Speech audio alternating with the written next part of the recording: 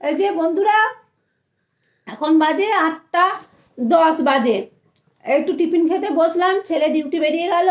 তোমাদের দাদাভাই টিফিন খেয়ে একটুখানি গেল একটা কাজে, না রাস না বসে। এবার আমি একটু ঘুগনি নিয়ে খেতে বসেছি। দেখাও, এই যে পুরো আসছে না, আমার ফোনটা না একটু ডিস্টার্ব হচ্ছে খুব। তোমার আমার খুব ভালো, একটু বেশ টক টক, একটু লেবু কাই দিয়েছি, শসা পেঁয়াজ চাঁচু এসব দিয়ে বসে বসে খাচ্ছি। তারপরে যাব জল ভরতে, 8:20-র মধ্যে খাবার জল ভরতে হবে, নাহলে আবার জলে গন্ধ পড়বে। তারপরে দেখি রাত্রিরে কি রান্না করি।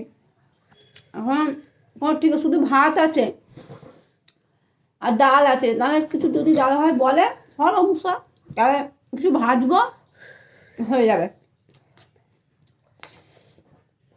ঠিক আছে, রাখছি। বেশ ঝালও হয়েছে ঘুগনিটা। টাটা।